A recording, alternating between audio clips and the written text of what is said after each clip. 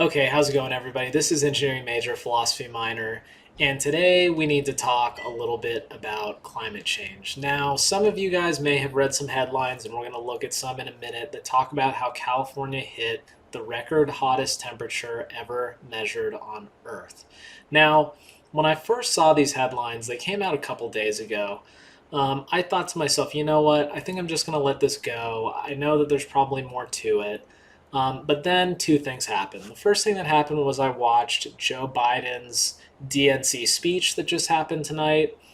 And in that speech, of course, he talks about, if you watched it, he talks about four crises that have hit America. I kind of want to make videos about the other crises that he talked about, but one of the crises, it was either the third or the fourth, he starts mentioning climate change again. Now, I just have a question for Joe Biden and all the, far left Democrats.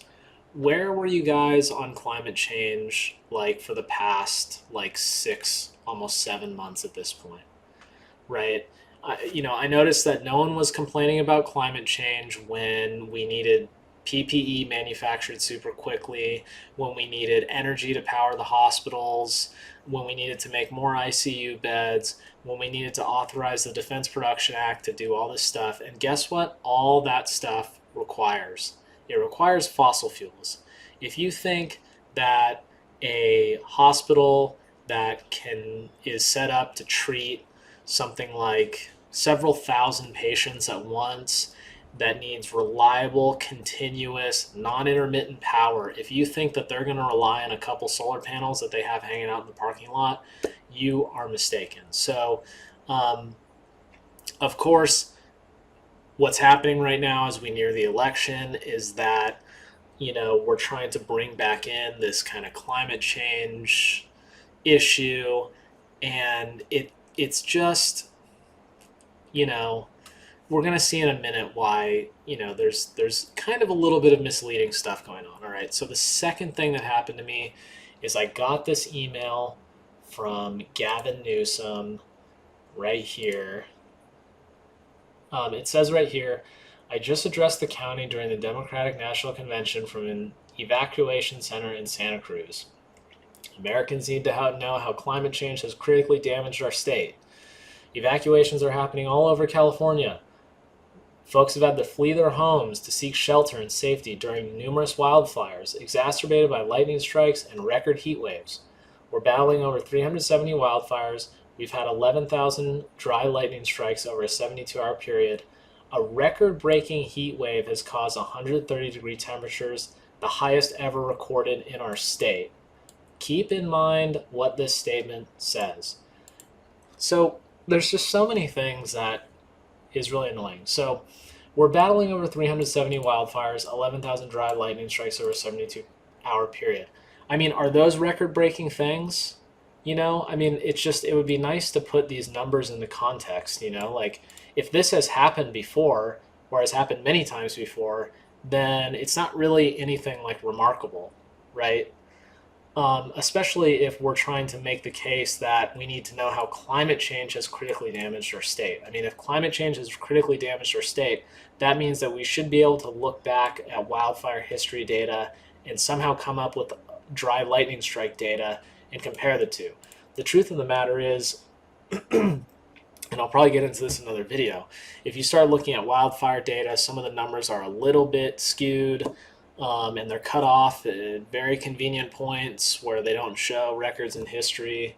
Last year there was the issue in Australia where they started talking about climate change caused all these wildfires. As it turned out, a bunch of people started those wildfires. Um, you know, who can measure how many lightning strikes there have been? So how is that? How can that even be like a scientific statistic that you could compare over time? Like how would you ever know that that's out of the norm? So this is just the kind of games that, keep getting played with science. And actually after this, I'm going to make a video about coronavirus stuff, just quickly. So without making this video too long, let's just focus on this record-breaking heat wave that caused 130-degree temperatures, highest ever recorded in our state. So I saw these headlines. Then these two things happened. And let me just say one more thing about Joe Biden's speech in the DNC. So Joe Biden says, oh, we're going to choose hope over fear, right? If you vote for Joe Biden, you're choosing hope over fear. Well, what is going on here? Flee their homes, seek shelter, climate change critically damaged, evacuation center in Santa Cruz. You know, President Trump threatened, um, involved in 90 lawsuits over clean air, clean water. I mean, this is like pretty like fear causing stuff, right?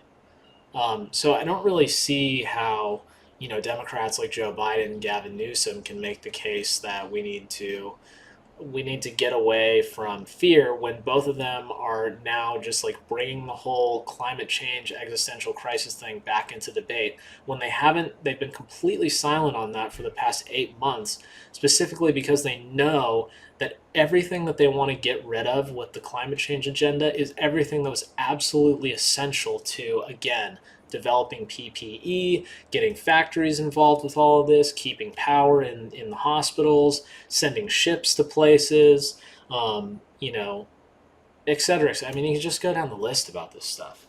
So anyway, let's focus on this record-breaking heat wave.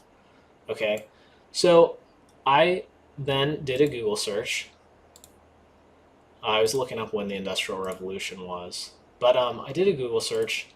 Now let's look at these headlines for a second. NASA, California monitors California's record-breaking heat wave. California heat wave climate change kindles extreme weather. California's heat wave just set a global temperature record. Highest temperature on Earth as Death Valley hits 54°C. We're actually going to look at this in a second. California may have just hit the highest temperature ever recorded. Global temperature record set. World temperature record set.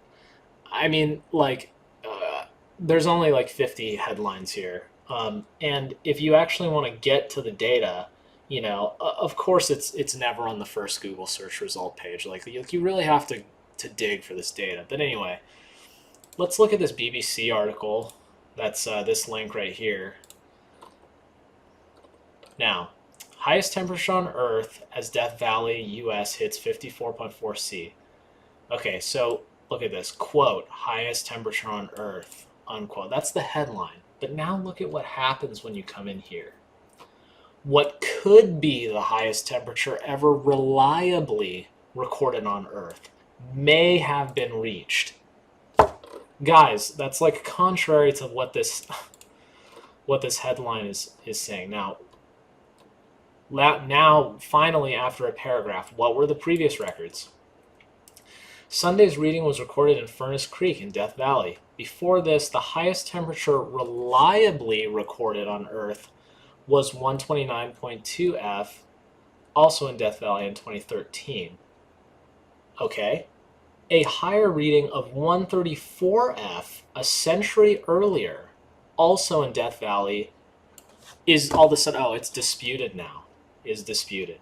It is believed by some modern weather experts to have been erroneous, along with several other searing temperatures recorded that summer.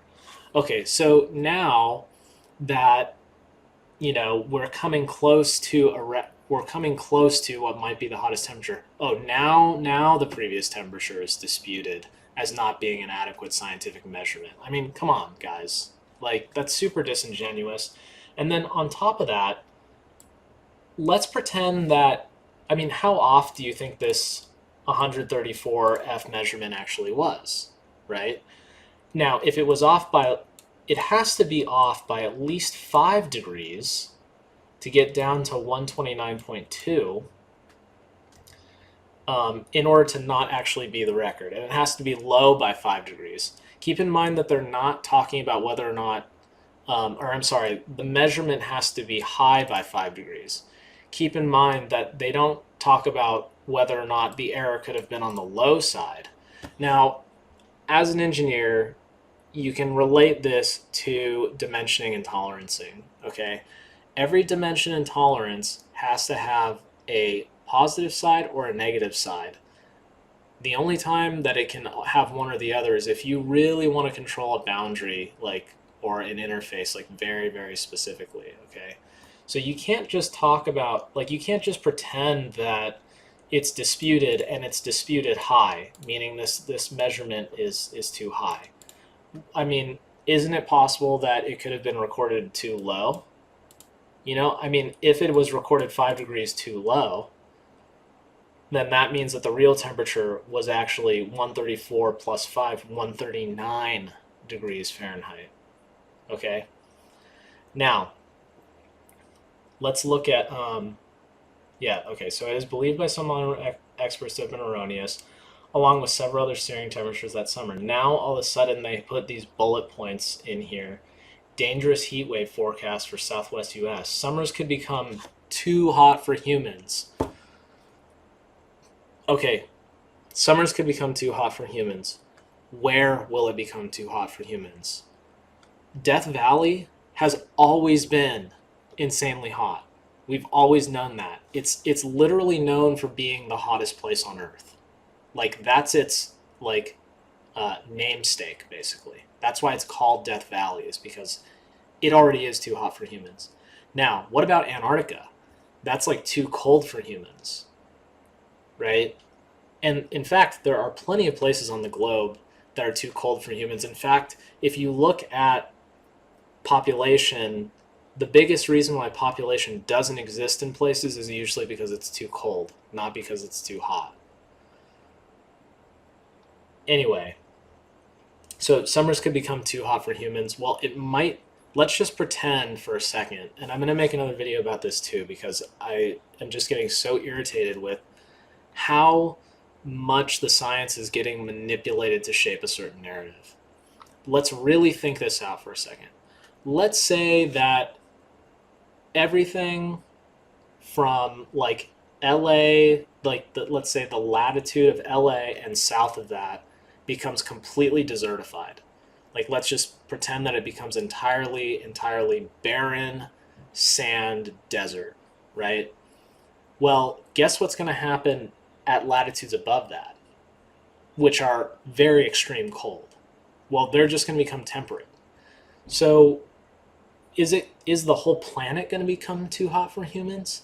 Because that's the implication here, right? Summers generally could become too hot for humans. Well, no, they won't ever become too hot for humans because we can always migrate to the poles, and that's something that'll happen over, like, hundreds and hundreds of years.